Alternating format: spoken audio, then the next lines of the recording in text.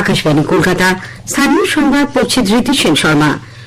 বিশেষ খবর হল, এয়ার ইন্ডিয়ার লন্ডনগামী একটি যাত্রীবাহী বিমান আজ গুজরাটের আহমেদাবাদ বিমানবন্দরের কাছে মেঘানীনগর এলাকায় ভেঙে পড়ে বহু যাত্রীর মৃত্যু হয়েছে বলে আশঙ্কা করা হচ্ছে। রাষ্ট্রপতি, উপরাষ্ট্রপতি, প্রধানমন্ত্রী, রাজ্যের রাজ্যপাল ও মুখ্যমন্ত্রী গভীর শোক প্রকাশ করেছেন।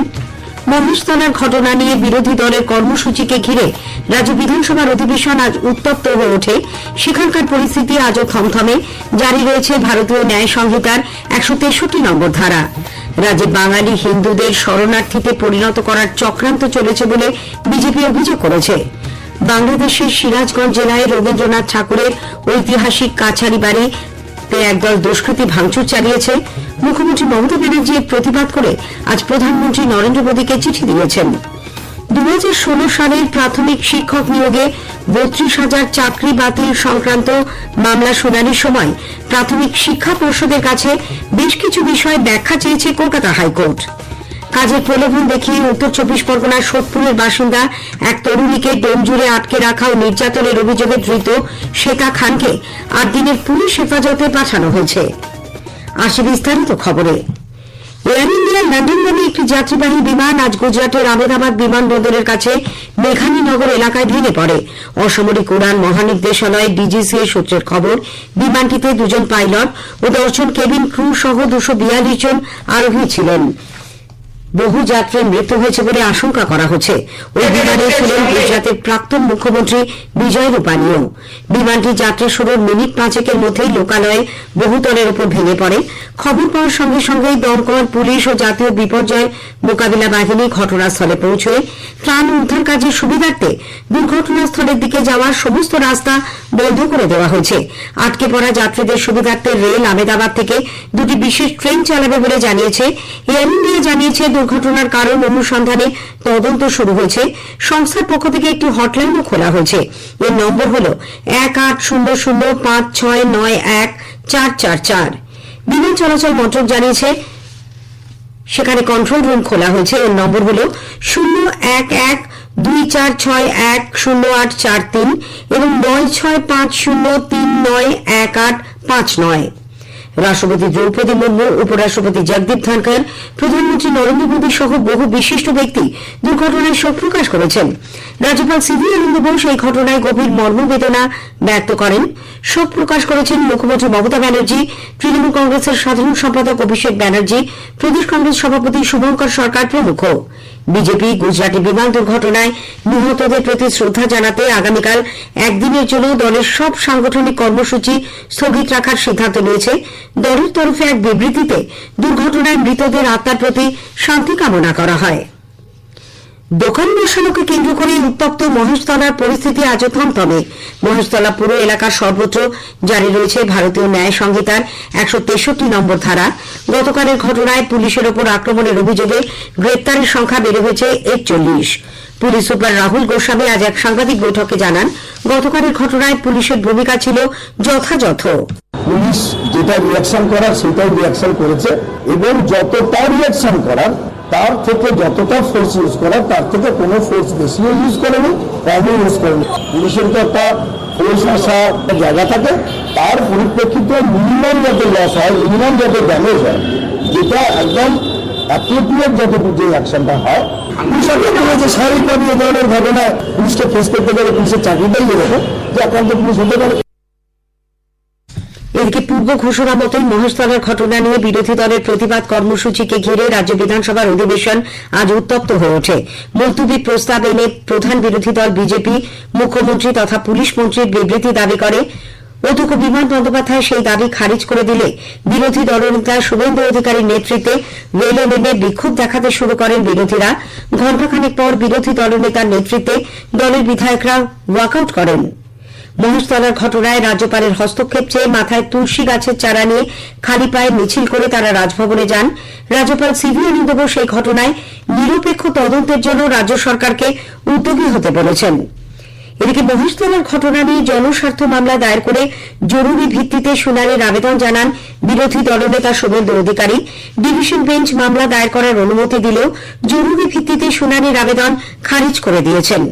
অন্যদিকে বিরোধী দলের নেতা বিধানসভার অধিবেশন অচল করে দেওয়ার হুঁশিয়ারি দিলেও তা সফল হয়নি বলে অধ্যক্ষ বিমান বন্দ্যোপাধ্যায় দাবি করেছেন। বিরোধীদের বাধা সত্ত্বেও বিধানসভা চালিয়ে যেতে সহযোগিতা করার জন্য তিনি সরকার পক্ষের সদস্যদের ধন্যবাদ জানান। পরিষদের মন্ত্রী শোভনদেব চট্টোপাধ্যায় বিরোধীদের কটাক্ষ করে বলেছেন, বিরোধী দলের নেতার গতকালের হুঁশিয়ারির পর আজকের অধিবেশন নিয়ে তারা চিন্তিত ছিলেন, কিন্তু কার্যক্ষেত্রে তারা সফল হননি। রাজ্যে বাঙালি হিন্দুদের শরণার্থীতে পরিণত করার চক্রান্ত চলছে বলে বিজেপি অভিযোগ করেছে। দলের রাজ্য সভাপতি সুকান্ত মজুমদার এক্স হ্যান্ডেলে এক বার্তায় অভিযোগ করেন, শাসক দলের প্রত্যক্ষ সহযোগিতায় এই চক্রান্ত চলেছে। উল্লেখ্য, রাজ্য সভাপতি আজ মহেশতলায় আক্রান্ত হিন্দুদের সঙ্গে দেখা এবং উপড়ে ফেলা তুলসী মঞ্চ পুনরায় প্রতিষ্ঠিত করতে গেলে পুলিশ তাদের পথ আটকে বাধা দেয়। সেই সময় শ্রী মজুমদার সহ বিজেপি নেতারা কালীঘাটের মুখ্যমন্ত্রীর বাড়ির দিকে রওনা দেন। কালীঘাটে পৌঁছলে পুলিশ তাদের গ্রেপ্তার করে। পরে রাজ্য সভাপতি বলেন, মুখ্যমন্ত্রীর নীরবতা ও তোষণের রাজনীতি নিয়ে প্রশ্ন করতে গেলেই পুলিশ তাদের গ্রেপ্তার করে। এই ঘটনায় রাজ্যের মৌলবাদীদের উন্মত্তভাবে হিন্দুদের উপর আক্রমণ এবং ঘটনার প্রতিবাদ করা হলে তাকে শাস্তি দেওয়া হয় বলেও তার অভিযোগ। পুলিশ নির্বিকার ছিল, কিচ্ছু করেনি এবং আমি বারবার কেটে থ্রেট দিচ্ছি, আপনারা মিলিয়ে নিন। আমি মুর্শিদাবাদ হিংসার সময় বলেছিলাম যে প্রত্যেকটি ঘটনার প্যাটার্ন হচ্ছে পুলিশের সামনে হিন্দুদের বাড়িঘর ভাঙা, হিন্দু মন্দির, হিন্দু পবিত্র চিহ্ন, তাদেরকে অপমানিত করার সুযোগ এই সমস্ত সাম্প্রদায়িক লোকেদেরকে মমতা সরকার করে দিচ্ছে। মুর্শিদাবাদের সময় তাই হয়েছিল, বলেছিলাম। নির্বাচন কমিশন বাংলাদেশী নাগরিক নিউটন দাসের নাম ভোটার তালিকা থেকে বাদ দিয়েছে। প্রামাণ্য নথির অভাব এবং নাগরিকত্ব নিয়ে সন্দেহ থাকায় এই সিদ্ধান্ত বলে সূত্রের খবর। নদিয়ার কালীগঞ্জ বিধানসভায় আগামী 19শে জুনের উপনির্বাচনে 3টি মডেল ভোটগ্রহণ কেন্দ্র তৈরির সিদ্ধান্ত হয়েছে।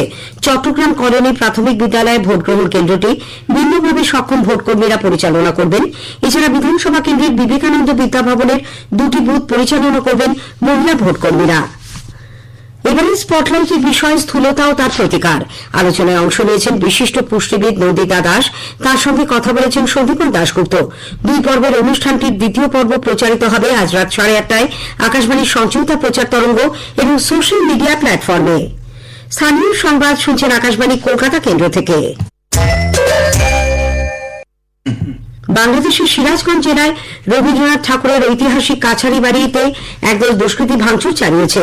উল্লেখ্য যে রবীন্দ্রনাথ ঠাকুরের স্মৃতি বিজড়িত বাড়িতে গত মঙ্গলবার কিছু উন্মত্ত জনতা দরজা জানলা ও আসবাবপত্র ভাঙচুর করে। বিজেপি বাংলাদেশের রবীন্দ্রনাথ ঠাকুরের পৈতৃক বাড়ির ওপর এই হামলার ঘটনার তীব্র নিন্দা করেছে। দলের মুখপাত্র সম্বিত পাত্র আজ সাংবাদিকদের বলেন, কবিগুরু কোনো সাধারণ ব্যক্তিত্ব ছিলেন না। প্রবাদ প্রতিদিন মানুষটির বাড়িতে যে ধরনের আক্রমণ চালানো হল তা পূর্ব পরিকল্পিতই ছিল। এই ঘটনা কোনো মতেই মেনে নেওয়া যায় না। বাংলাদেশ সরকার রবীন্দ্রনাথের বাড়িটিকে মিউজিয়াম হিসেবে ঘোষণা করলেও তার সংরক্ষণে যথাযথ উদ্যোগ নেয়নি বলে তার অভিযোগ। তিনি গোটা বিশ্বকে নৈতিকতা, সংস্কৃতি ও সৃজনশীলতা রক্ষায় একজোট হয়ে এগিয়ে এসে কবিগুরুর বাড়িতে হামলার ঘটনার তীব্র নিন্দা করারও আর্জি জানান। मोहम्मद यूनुस जी की जो अंतिम सरकार है, उस सरकार का ये व्यवहार उचित नहीं है। अभी भी कोई कार्यवाही नहीं हुई है। इतने बड़े इंटरनेशनल मॉन्यूमेंट को बचा के नहीं रखा जा सका। एक बहुत ही खराब संदेश पूरे विश्व दरबार में जाता है। तो भारतीय जनता पार्टी की प्रवक्ता के नाते बांग्लादेश के अंतरिम सरकार के इस व्यवहार की हम निंदा करते हैं। রবীন্দ্রনাথ ঠাকুরের সিরাজগঞ্জের পৈতৃক ভিটেতে ভাঙচুরের ঘটনায় গভীর ক্ষোভ প্রকাশ করেও তার প্রতিবাদ জানিয়ে মুখ্যমন্ত্রী মমতা ব্যানার্জিও আজ প্রধানমন্ত্রী নরেন্দ্র মোদীকে চিঠি দিয়েছেন। পাশাপাশি প্রতিবেশী দেশের সরকারের কাছে এই ঘটনার জবাবদিহি চেয়ে আন্তর্জাতিক স্তরে কূটনৈতিক হস্তক্ষেপেরও আর্জি জানিয়েছেন তিনি। 2016 সালের প্রাথমিক শিক্ষক নিয়োগে 32,000 চাকরি বাতিল সংক্রান্ত মামলার শুনানির সময় প্রাথমিক শিক্ষা পর্ষদের কাছে বেশ কিছু বিষয় ব্যাখ্যা চেয়েছে কলকাতা হাইকোর্ট। নিয়োগের সময় কোন এজেন্সিকে নিযুক্ত করা হয়েছিল, ইন্টারভিউ বোর্ডের পাশাপাশি সিলেকশন কমিটির ভূমিকা কি ছিল তা জানতে বিচারপতি তপব্রত চক্রবর্তী ও বিচারপতি ঋতব্রত কুমার মিত্রের ডিভিশন বেঞ্চ জানতে চেয়েছেন। পাশাপাশি প্যানেল প্রকাশ করা হয়েছিল কিনা তাও জানতে চায় আদালত। 23শে জুন মামলার পরবর্তী শুনানিতে প্রাথমিক শিক্ষা পর্ষদ আদালতের প্রশ্নের উত্তর দেবে। কাজের প্রলোভ দেখে উত্তর 24 পরগনার সোদপুরের বাসিন্দা এক তরুণীকে হাওড়ার ডোমজুরি নিয়ে গিয়ে আটকে রেখে শারীরিক ও মানসিক নির্যাতনের ঘটনায় ধৃত মূল অভিযুক্ত শ্বেতা খানকে 8 দিনের পুলিশ হেফাজতে পাঠানো হয়েছে। তাকে আজ হাওড়া আদালতে তোলা হয়। গত সন্ধ্যায় কলকাতার আলিপুর থেকে ধরা হয়েছিল শ্বেতাকে। এদিকে উত্তর 24 পরগনার অশোকনগরে কচুয়া মোড় এলাকায় একটি হোটেলে মধুচক্র চালানোর অভিযোগে পুলিশ 6 জনকে গ্রেপ্তার করেছে। এদের আজ আদালতে তোলা হলে 5 দিনের পুলিশ হেফাজতে পাঠানো হয়। শেষ করার আগে স্থানীয় সংবাদের বিশেষ কিছু অংশ আরও একবার। এয়ার ইন্ডিয়ার লন্ডনগামী যাত্রীবাহী বিমানে আজ গুজরাটের আহমেদাবাদ বিমানবন্দরের কাছে মেঘানীনগর এলাকায় ভেঙে পড়ে বহু যাত্রী মৃত্যুর আশঙ্কা করা হচ্ছে। স্থানীয় সংবাদ শেষ হল। পরের খবর 8টা 10 মিনিটে।